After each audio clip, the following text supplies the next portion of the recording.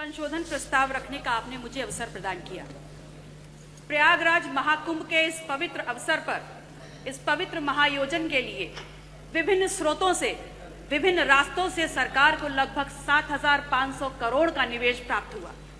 और इसलिए प्राप्त हुआ, इस सोच के साथ प्राप्त हुआ कि देश विदेश प्रदेश के हर कोने से आने वाले श्रद्धालुओं के लिए हर प्रकार की सुविधा और व्यवस्थाएं मुहैया कराई जा सके। लेकिन कहना गलत नहीं होगा कि सरकार को चलाने वाले लोग और उनके चंद मुट्ठी भर अभिन्न मित्रों के लिए ये महाआयोजन आर्थिक वरदान साबित हुआ है। इस कदर साबित हुआ है कि जिसने जितना हो सका, जिस रास्ते से हो सका, उस महायोजन में आने वाले उस आम श्रद्धालु को हर प्रकार से लूटने का काम किया है। मान्यवर, आज दिल्ली से अमेरिका जाना सस्ता हो गया है। और ध्यान रखिएगा, मैं डंकी रूट की बात नहीं कर रही। आज दिल्ली से अमेरिका जाना सस्ता हो गया है, लेकिन दिल्ली से प्रयागराज जाने की कीमतें आसमान छू रही हैं। 3 लाख करोड़ का आपको राजस्व मिला और उसके बाद भी आम आदमी सुविधाओं के लिए, व्यवस्थाओं के लिए हांफता, रगड़ता, रोता नजर आ रहा है। मान्यवर, सामाजिक और धार्मिक आयोजन में सरकार ने अपनी तरफ से व्यवस्था की गारंटी ली थी, तो आज सरकार को सामने आकर के इस बात को स्वीकारना होगा कि आप ठीक व्यवस्थाएं दे नहीं पाए। उस महाकुंभ में आई हुई संख्या को अपनी उपलब्धि ना बताएं, क्योंकि उस महाकुंभ में आई हुई जो संख्या है वो भारतीय समाज के धार्मिक चेतना का परिणाम है, वो आपकी उपलब्धि नहीं है। उसका श्रेय लेना बंद करिए, बल्कि प्रमुखता से सामने आकर के जो खामियां हुई हैं, जो अव्यवस्था हुई है, उसको स्वीकारिए और सबक लीजिए कि आगे ऐसा दोहराया ना जाए। मानवर, समता, समरसता के तथाकथित संदेश के साथ इस महाकुंभ का आयोजन सरकार ने किया। और सरकार इतनी निरंकुश हो गई, सरकार का प्रशासनिक अमला इतना निरंकुश हो गया कि आपने तमाम नियमों को धता बताते हुए वीआईपी कल्चर खेलना शुरू कर दिया। और इस कदर उसको आगे बढ़ा दिया कि वहां पर वर्गीय विभेद के कारण अव्यवस्था और वहां पर भगदड़ की भेंट चढ़ गया। आम जन की आस्था, आम जन की भावनाएं के साथ जो खिलवाड़ हुआ है वो महज निंदनीय मात्र नहीं है, बल्कि एक पाप है। और वो पाप इस कदर है कि किसी भी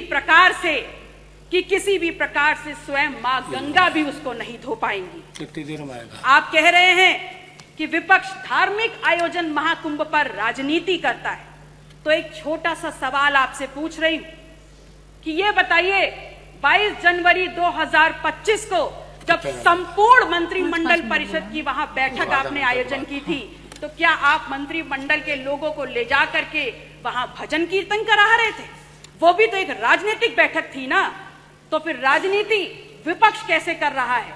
असल में राजनीति कंप्लीट 100% शुद्ध राजनीति तो आप कर रहे हैं, और उसमें भी इस कदर राजनीति कि आपने वहां पर भी, उस पवित्र स्थल पर भी पिछड़ों को पीछे ही छोड़ दिया। आपका नारा है सबका साथ, सबका विश्वास, सबका विकास।